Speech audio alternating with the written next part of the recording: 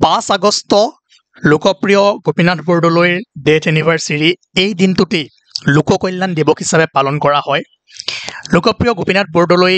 স্বাধীন অসমৰ প্ৰথমজন চিফ মিনিষ্টাৰ আছিলে আৰু তেওঁক এই উপাধিটো লোকপ্ৰিয় উপাধিটো সেই সময়ৰ গভৰ্ণৰ জয়ৰাম দাস দৌলতৰামে প্ৰদান কৰিছিলে। গোপীনাথ বৰদলৈৰ পলিটিকেল লাইফ, তেওঁৰ কণ্ট্ৰিবিউশ্যন, পাৰ্চনেল লাইফ এই সকলোবোৰ পঢ়িবলৈ গ'লে বহুত সময় লাগিব। তথাপিও থুলমূলকৈ আপোনালোকে কেইটামান পইণ্টছ জানিব লাগিব। 1921ত লোকপ্ৰিয় গোপীনাথ বৰদলৈদেৱে ইণ্ডিয়ান নেশ্যনেল কংগ্ৰেছত যোগদান কৰিছিলে আৰু নন কৰ্পৰেশ্যন মুভমেণ্টত অংশগ্ৰহণ কৰি জেলো খাটিছিলে। অসম আৰু ভাৰতৰ স্বাধীনতা আন্দোলনত তেওঁ গুৰুত্বপূৰ্ণ ভূমিকা পালন কৰিছিলে। তাৰপিছত আটাইতকৈ ডাঙৰ ৰোল প্লে কৰিছিলে পাৰ্টিশ্যনৰ সময়ত আৰু গোপীনাথ বৰদলৈৰ কাৰণেই অসমখন ইষ্ট পাকিস্তানৰ লগত মাৰ্জ নহৈ ভাৰতৰ লগত থাকি গৈছিলে।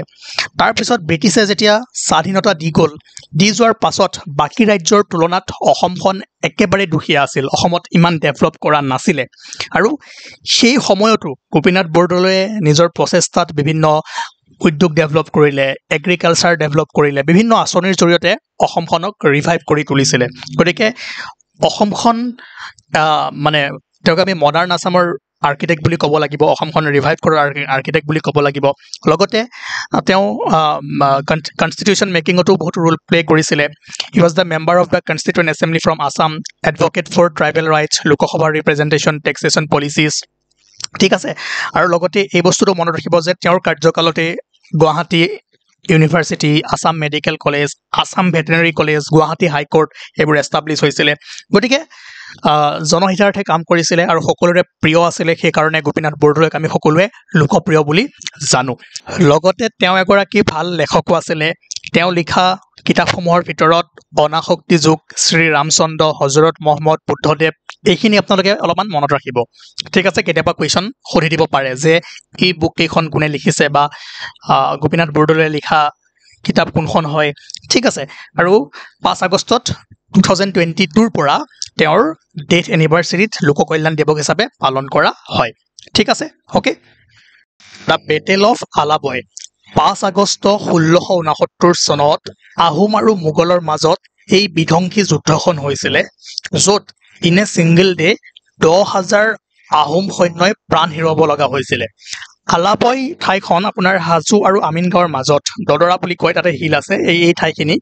আৰু আপোনালোকে নিশ্চয় হিষ্ট্ৰীত পঢ়িছে যে 1667ত যেতিয়া লাচিত বৰফুকনৰ আণ্ডাৰত মোগলৰ পৰা গুৱাহাটী ৰিকভাৰ কৰিছিলে আৰু লগতে ফিৰোজ খানক বন্দী কৰাই ৰাখিছিলে। আৰু সেই সময়ত মোগল এম্পায়াৰ আছিলে ঔৰংজেব, আৰু ঔৰংজেবে লগে লগেই ৰামসিংহক গুৱাহাটী এটেক কৰিব পঠিয়াইছিলে। আৰু ৰামসিংহই ডাঙৰ সৈন্য সামন্ত লৈ আহিছিলে, লগতে আৰ্টিলাৰী গান লৈ আহিছিলে, ডাঙৰ অস্ত্ৰ শস্ত্ৰ লৈ আহিছিলে। আৰু সেইকাৰণে লাচিত বৰফুকনে লগে লগে যুদ্ধ কৰিব বিচৰা নাছিলে সেই ঠাইত, কাৰণ লাচিত বৰফুকনে প্লানিং কৰি আছিলে, গড় বনাই আছিলে। আৰু মেইনলি লাচিত বৰফুকনে ভাবিছিলে যে সেই টিমটোক ব্ৰহ্মপুত্ৰৰ ফালে লৈ অহা হ'ব আৰু ব্ৰহ্মপুত্ৰত আনি ব্ৰহ্মপুত্ৰৰ এডভান্টেজ লৈ যুদ্ধ কৰা হ'ব, কাৰণ আমাৰ সৈন্যসকল মানে নৌকা যুদ্ধত বহুত পাকৈত আছিলে। আৰু ৰামসিংহই যিমান ডাঙৰ ট্ৰুপ লৈ আহিছিলে, লগত অস্ত্ৰ শস্ত্ৰ লৈ আহিছিলে, লাচিত বৰফুকনে গম পাইছিলে যে আলাবৈত যুদ্ধ কৰাটো সেই সময়ৰ কাৰণে ভাল কথা নাছিলে। আৰু লগতে যিবোৰ গড় বনাই আছিলে সেইবোৰ সম্পূৰ্ণ হোৱা নাছিলে। সেইকাৰণে লাচিত বৰফুকনে ভাবিছিলে যে যেতিয়ালৈকে প্লানিং কমপ্লিট নহয়, যেতিয়ালৈকে গড়বোৰ কমপ্লিট নহয়, তেতিয়ালৈকে ৰামসিংহৰ লগত নেগচিয়েট কৰি এনেই সময়টো পাৰ কৰিলে হয়। কিন্তু ৰজা আছিল কোন? চক্ৰধ্বজ সিংহ। চক্ৰধ্বজ সিংহই ক'লে কি নাই, নহয়, লগে লগে এটেক কৰিব লাগে। গতিকে লাচিত বৰফুকনৰ অনিচ্ছা স্বত্বেও সেই যুদ্ধখন লাগিবলগীয়া হৈছিলে, আৰু যাৰ কাৰণে আমাৰ আহোমৰ 10,000 সৈন্যই প্ৰাণ হেৰুৱাইছিলে। ঠিক আছে, কিন্তু 1671ত গ্ৰেট শৰাইঘাট বেটেল হৈছিলে, য'ত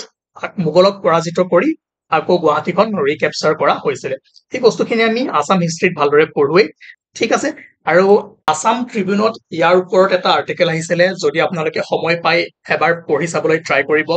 যে Lachit the experience general field to convince his king to allow him to fight the battle as per his plan. This highlight the absolute authority of the king. আৰু লাচিত বৰফুকনৰ প্লান মতে যদি যুদ্ধ কৰিব দিলে হয়, যদি কেইদিনমান সময় ল'লে হয়, তেনেহ'লে আলাবৈত ইমান সৈন্যৰ হয়তো প্ৰাণ নগ'ল হয়। গতিকে একে এটা ঘটনা হৈছিলে 1971ত, যেতিয়া আৰ্মি চিফ ছেম মানিকশ্ব বা ছেম বাহাদুৰ আপোনালোকে নিশ্চয় মুভিখন চাইছে তেওঁক যুদ্ধ ইনিচিয়েট কৰিব কৈছিলে সেই সময়ত ছেম মানিকশ্বই কৈছিলে যে এতিয়া মাৰ্চ মাহৰ সময় আৰু এতিয়া যদি যুদ্ধ কৰা যায় তেনেহ'লে বাৰিষাত ভাৰতৰ সৈন্যসকলৰ বহুতো অসুবিধা হ'ব পাৰে সেইকাৰণে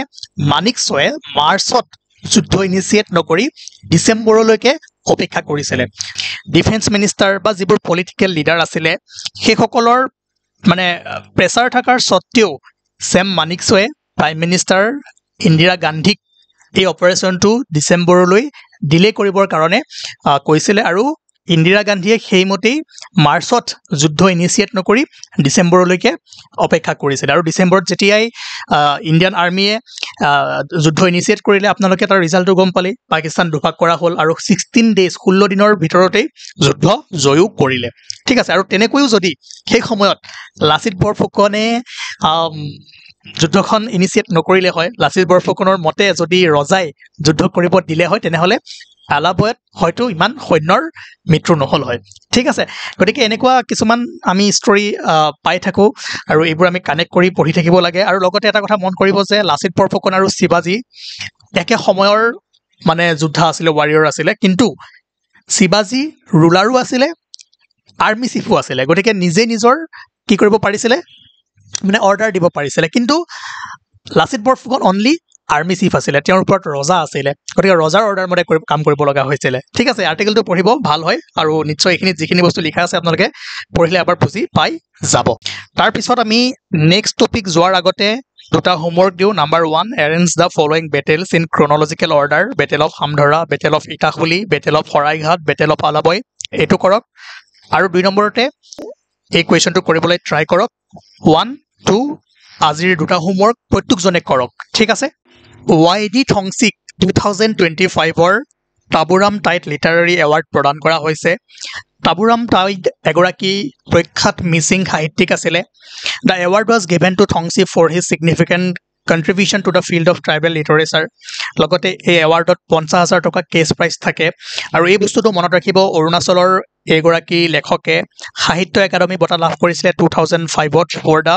আছামিজ নভেল মৌন ওঠ মুখৰ হৃদয় ঠিক আছে সেইটো মনত ৰাখিবলৈ ট্ৰাই কৰিব নেক্সট টপিক হ'ল যে national waterway 57 on Kopili operationalised তাৰপিছত national waterway 57 on Kopili operationalised আৰু with this development more than 1168 kilometres of national waterway in Assam have become operational আপোনালোকক ইয়াৰ আগৰ ছেশ্যনত লিষ্ট দিয়া হৈ আছে কোনখন ৰিভাৰত কোনটো নেশ্যনেল ৱাটাৰৱে আছে সেইটো এবাৰ চাই থৈ দিব আৰু এইষ্টাৰ চিমেণ্টে 300 মেট্ৰিক টন চিমেণ্ট লৈ MV Giri the cargo vessel MV গিৰিৰে এই ৰুটেৰে গৈ পুনৰ এবাৰ নেশ্যনেল ৱাটাৰৱেজ 57 অপাৰেশ্যনেলাইজ কৰি তুলিছে আৰু এতিয়া অসমত যদি চাই নেশ্যনেল ৱাটাৰৱে 2 16 31 আৰু 57 অপাৰেশ্যনেল হৈ আছে টোটেল 1168 কিলোমিটাৰ পথ ঠিক আছে আৰু এই চেগতে আপোনালোকে এবাৰ লিষ্টখন চাবলৈ ট্ৰাই কৰিব ওকে নেক্সট টপিক তাৰপিছত China fast tracks Brahmaputra dam India's upper Siang project still on paper আপোনালোকে নিশ্চয় জানে যে চাইনাই ব্ৰহ্মপুত্ৰ নদীৰ ওপৰত পৃথিৱীৰ আটাইতকৈ ডাঙৰ ডেমটো বনাবলৈ গৈ আছে আৰু এইটো 2030ৰ ভিতৰত কমপ্লিট হৈ যাব আৰু এইটো কমপ্লিট হোৱাৰ পিছত অসম আৰু অৰুণাচল প্ৰদেশত ভয়াৱহ পৰিস্থিতি হ'ব পাৰে সব প্ৰথমে আপোনালোকে ব্ৰহ্মপুত্ৰ নদীখন চাই লওক এইখন ব্ৰহ্মপুত্ৰ নদী মেইনলি চাইনা ইণ্ডিয়া আৰু বাংলাদেশৰ মাজেৰে পাৰ হৈ গৈছে মেক্সিমাম লেংথ চাইনাৰ মাজেৰে আছে এটা কথা মন কৰিব যদিও ব্ৰহ্মপুত্ৰখন বেছিভাগ চাইনাৰ মাজেৰে পাৰ হৈ আহিছে কিন্তু অসমৰ ব্ৰহ্মপুত্ৰ নদীত যিমানখিনি পানী আমি পাওঁ তাৰে 20 পৰা 30% পানীহে চাইনাৰ পৰা বৈ আহে বাকি 60 to 80% পানী অৰুণাচল ভূটান নাগালেণ্ড এই ইয়াৰ পৰা পানীয়ে ব্ৰহ্মপুত্ৰত থাকে কিন্তু 30% বা 20% পানী আহিলেও চাইনাই ক'ত ডেম বনাবলৈ গৈ আছে এই যেটো গ্ৰেট বেণ্ড আছে ন এখন ইয়াৰলং চাংপু ইয়াতে বেণ্ড লৈ আমাৰ ইণ্ডিয়াত সোমাই অৰুণাচলত কি নামেৰে জনা যায় চিয়াং হয়নে গতিকে এইখিনিতে পৃথিৱীৰ আটাইতকৈ ডাঙৰ ডেমটো বনাবলৈ গৈ আছে আৰু ইয়াতে ডেম বনোৱাৰ পিছত বাৰিষাত কি হ'ব পানী এৰি দিয়াৰ লগে লগে অসম অৰুণাচল ইয়াত বানপানীৰ সৃষ্টি কৰিব পাৰে বা খৰাঙত পানী কমি যাব পাৰে যদিও 20 to 30% পানী কন্ট্ৰিবিউট কৰি আছে তথাপিও ইমান ডাঙৰ ডেম এটা বনোৱাৰ পিছত অলপ হ'লেও ইফেক্ট পৰিব আৰু এই ইফেক্টটো নাইকিয়া কৰিবৰ কাৰণে ইম্পৰ্টেণ্ট কি হ'ব জানেনে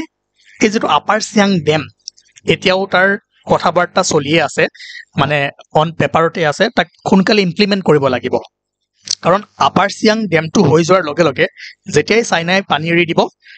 আপাৰ চিয়াং ডেমে হয়তো তাক কিছু পৰিমাণে হলেও ৰখাব পাৰিব ঠিক আছে তাৰ